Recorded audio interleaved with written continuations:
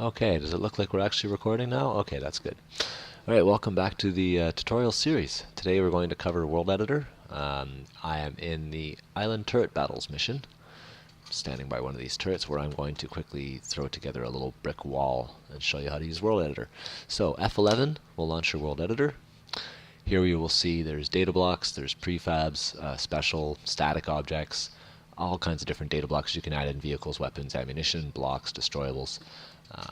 Here this is basically a stripped down version of the Torque 3D World Editor. They have documentation on their website, garagegames.com. Look under Torque 3D documentation. There'll be bits on the World Editor will explain a lot of what these things do. There's a terrain editor and painter here. You'll keep coming back to the object editor. This is where we are now. But you can go to terrain and materials and forests, rivers, roads. I have included a script editor here to let you do some custom commands. There's a snap to function. There's many different things we've customized in the editor here. We've removed a lot of things we thought were a bit complex for beginners. They may be added back in as we gauge how much people really want to use all this. However, for now, you got a good tool set. It's pretty clean, stripped down. The language has been changed, so hopefully you'll be able to use this without too much trouble.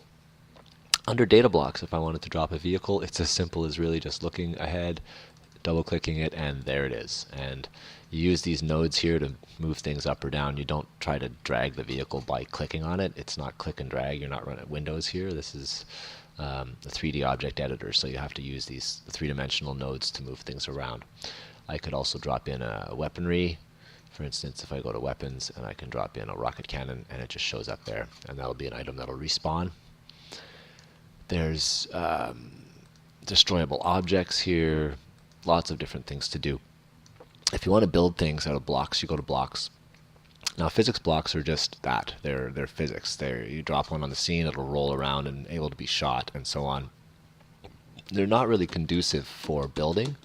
If you really wanted to build something, I would more suggest using these static blocks because they won't fall over. They're not as subjected to gravity and so on.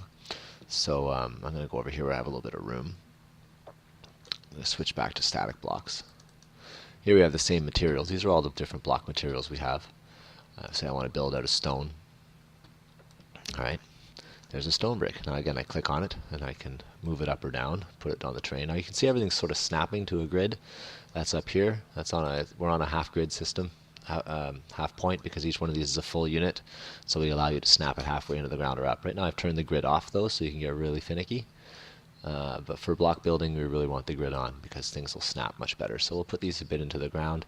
The great thing about the World Editor here in Torque, in our BLOCKABOUT here, is that you can hold shift and you can make copies of objects, which means it makes it very, very, very fast to build a wall.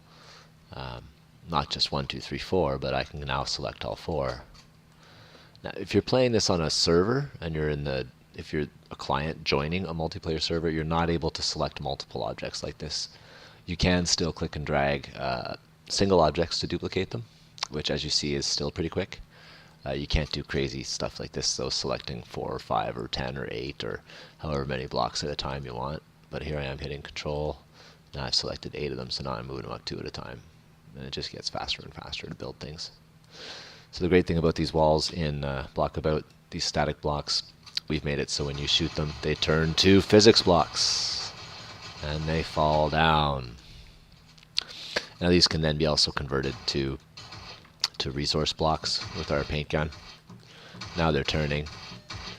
Now I could actually pick these things up. We'll walk over to them and then pick them up as resources. Clickety click click, right? Then switch back to our block launcher, and we can got our stone brick already, so we can now fire up a whole staircase of stone brick. Fire a bunch of stone brick over there.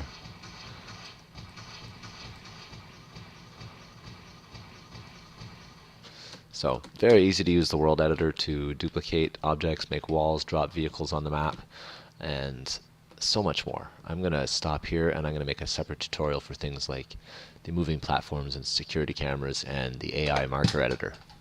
So that's it for now. We'll see you soon.